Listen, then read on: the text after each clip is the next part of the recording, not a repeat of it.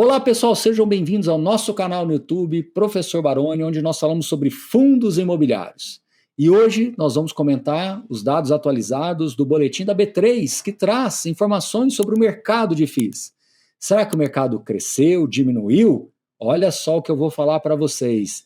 Até agosto, nós já tivemos um aumento de 70 mil novos investidores. Muito bem! Agora é aquela hora de cair as comemorações, os confetezinhos.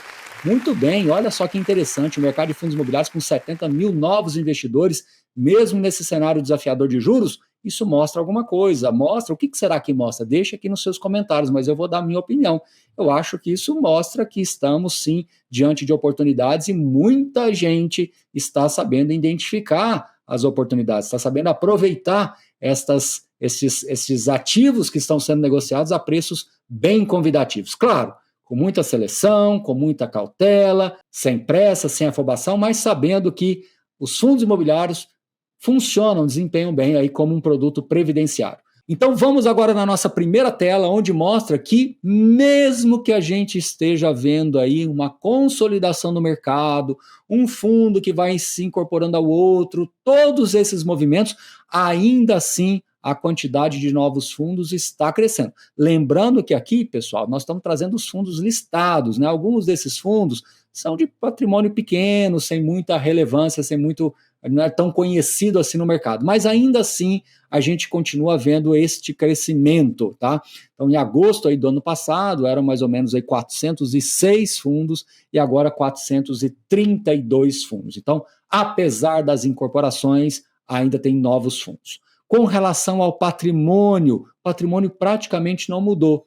Né? Isso quer dizer o que na prática? Que ainda que nós tenhamos novos fundos chegando no mercado, como alguns fundos, né, estão negociando com desconto patrimonial, este valor de mercado na B3 ainda está limitado. Isso quer dizer o que na prática? Enquanto a gente não vê um novo ciclo de alta de juros, talvez a gente ainda não vai conseguir ver essa marca superando 200 bilhões de reais. Mas quem sabe isso vai acontecer nos próximos meses, assim que os juros tiverem alguma sinalização de queda. Então, vamos esperar. Na próxima página, vocês vão ver, eu acho que é a mais importante de todas, né? Aquela que faz realmente a gente comemorar. Vou até pedir para cair os confetezinhos de novo. Eu acho que essa página é sim para a gente comemorar. Por quê, pessoal? Porque a gente já atingiu aí 2 milhões e 855 mil investidores, estamos em agosto de 25. A gente vem crescendo aí de 6 em 6 mil, de 7 em 7 mil, pouco mais, pouco menos, mas existe aí uma expectativa que a gente possa alcançar aí a marca de 3 milhões de novos investidores entre o fim desse ano e o início do ano que vem. Mas alguns números nos chamam a atenção, né? Se a gente considerar o fechamento de dezembro de 24 com agora, em agosto, com os dados de agosto, foram 70 mil novos investidores, né? Mesmo que essa indústria de fundos imobiliários, às vezes, ela é muito criticada, algumas pessoas fazem algumas pontuações, mas ainda assim eu acho que o mais importante é que as pessoas estão conseguindo enxergar valor em determinados fundos, em determinadas estratégias, em determinados gestores, conseguindo montar suas carteiras, conseguindo fazer a sua seleção. Isso é o que eu acho que é o mais positivo.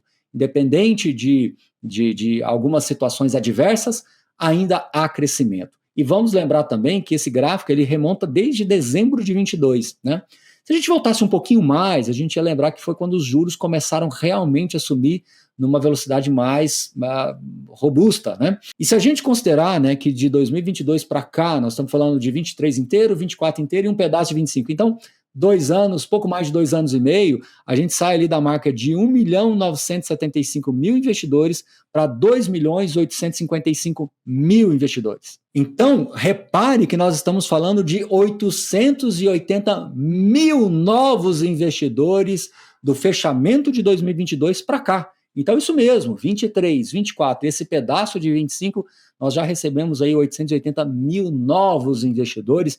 Sim, é também um número para nós comemorarmos. Logo, logo aí, quem sabe, como eu falei, vamos chegar na marca de 3 milhões de investidores e um crescimento potencial de 1 milhão de novos investidores num ciclo de 3 anos. Será que isso vai acontecer? Se os juros ajudarem, eu acho que tem grandes chances disso acontecer. Mas vamos para a próxima página aqui, onde nós vamos falar da liquidez. Olha, pessoal, não me surpreende, apesar do crescimento do mercado, apesar da gente estar vendo esse potencial aí dos fundos imobiliários, repare que a liquidez vem diminuindo. Esperado, tá? Isso também está acontecendo em outras classes de ativos, tá?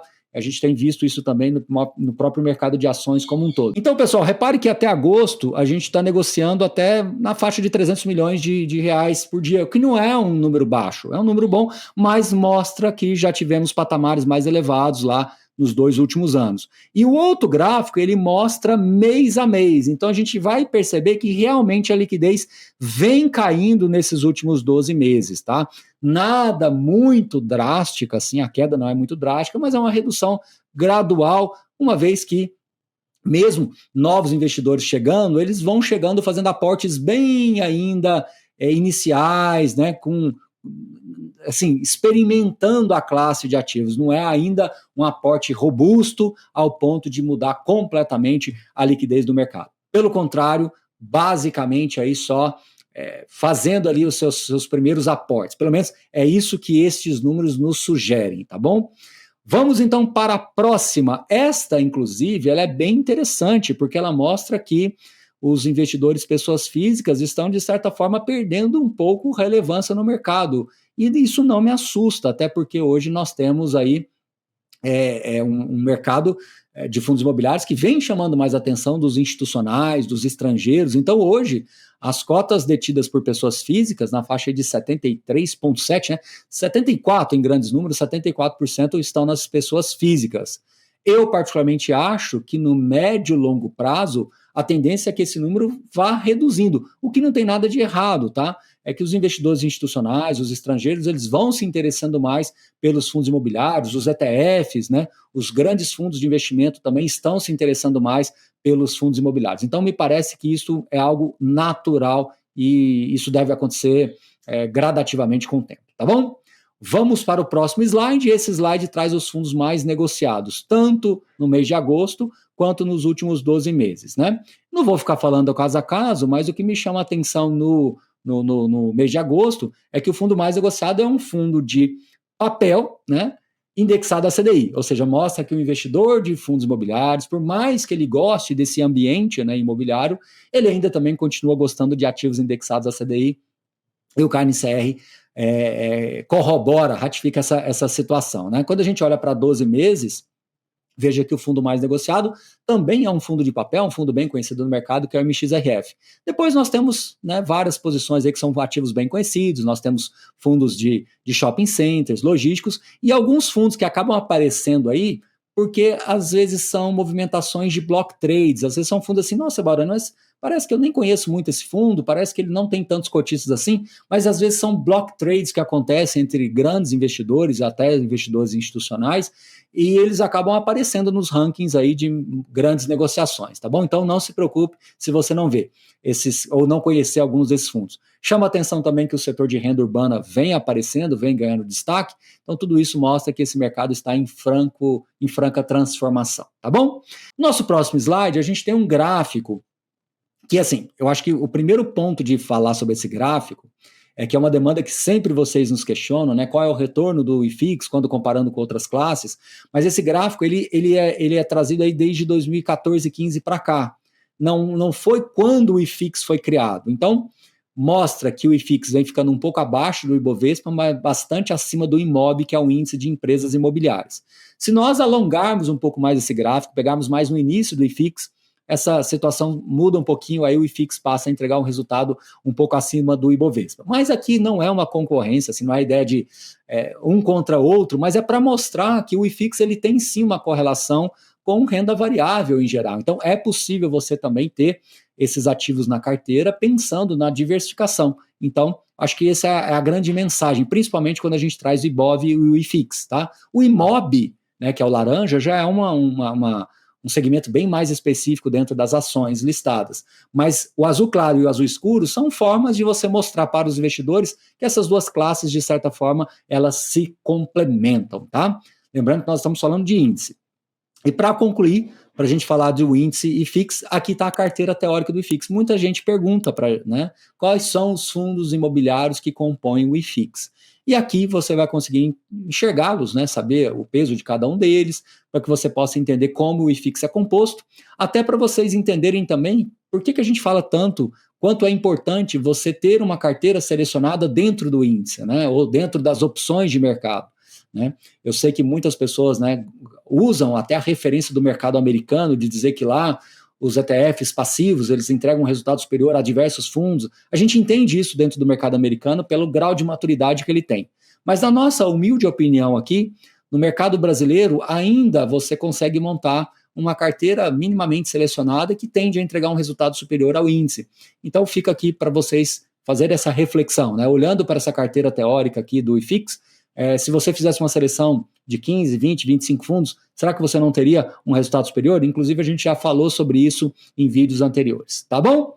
Então é isso, pessoal. Esse foi o boletim da B3. Aqui tá as métricas que foram utilizadas, né? Todo o agradecimento aí à B3, que voltou a fazer esse boletim, que nos ajuda muito. Então, parabéns e obrigado, B3, por compartilhar essas informações. Então, este foi o boletim que a B3 aí vem produzindo para a gente. Espero que vocês tenham gostado e quem sabe, quando você acha que nós vamos chegar em 3 milhões de investidores e para comemorar esse crescimento, pessoal, a gente está fazendo o nosso FIA Experience 2025 para que vocês possam aí ter essa experiência em fundos imobiliários. O maior evento de fundos imobiliários acontece no dia 22 de outubro de 2025 no Clube Itaú, em São Paulo. E a gente vai deixar na descrição do vídeo aqui mais informações para você acessar o grupo VIP e ter todas as informações em primeiríssima mão. E é isso, pessoal. Espero que vocês tenham gostado e mais uma vez eu pergunto, será que vocês imaginavam que a gente ia ter crescido 70 mil novos investidores neste ano? Foi surpresa para todos nós, não é isso? Então, lá no nosso FIA Experience, a gente vai reunir parte desses novos investidores também. Espero que você esteja por lá. Grande abraço, até a próxima e valeu!